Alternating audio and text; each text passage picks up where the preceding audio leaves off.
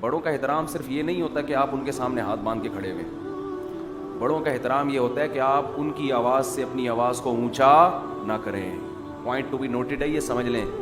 جب وہ نصیحت کرے تو فوراً وضاحتی بیانات نہ جاری کر دیا کریں. سن لیں تمیز سے, چاہے وہ غلطی آپ میں نہ بھی ہو.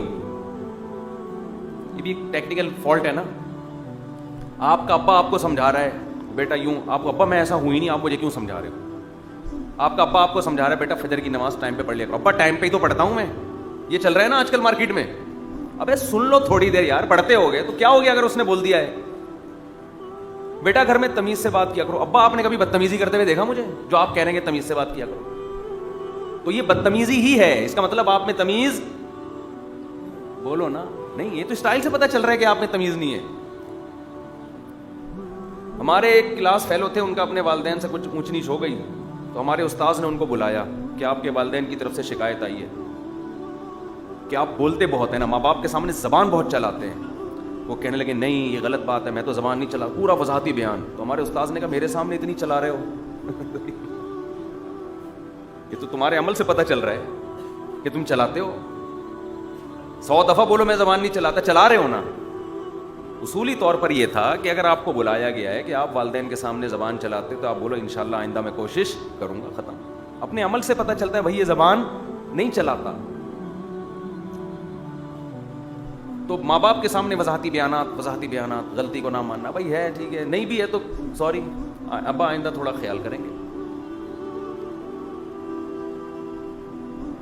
پھر ابا اگر دوبارہ کر رہے ہیں تو پھر بول دو بھائی ایک وقت تک ہے, ابا نے بوڑھا ہو کے بیچاروں نے دنیا سے چلے جانا ہے.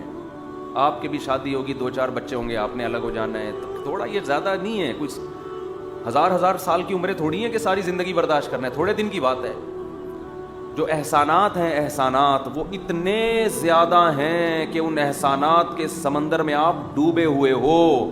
میں کہتا ہوں باپ روزانہ لاٹھی لے کے آپ کو آدھا گھنٹہ بغیر کسی وجہ کے بھی دھنائی لگائے نا, پھر بھی اس کے احسانات اس ظلم سے زیادہ ہیں.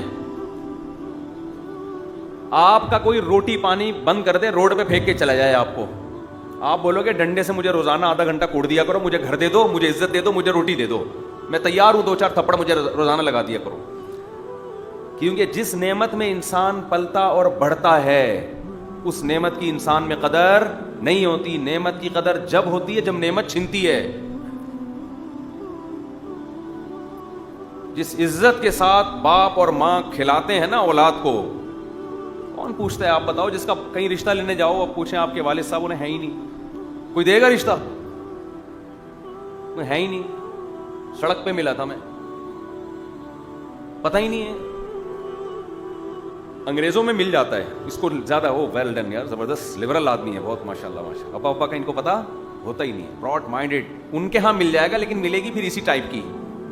وہ 2-4 بچے لا کے آپ کے کھاتے میں ڈال دے گی کہ ان کا بھی پتہ نہیں چل رہا تھا, تو میں نے کہا چلو یہ آپ کے کھاتے میں. ان بچوں کا بھی ابا کا پتہ نہیں چل رہا تھا.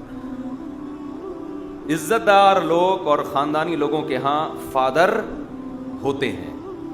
سمجھتے ہو انسان کی عزت کی جو پہلی اکائی ہے نا وہ باپ سے شروع ہوتی ہے.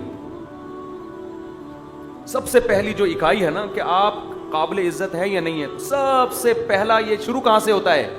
آپ کے فادر ہیں آپ کے فادر.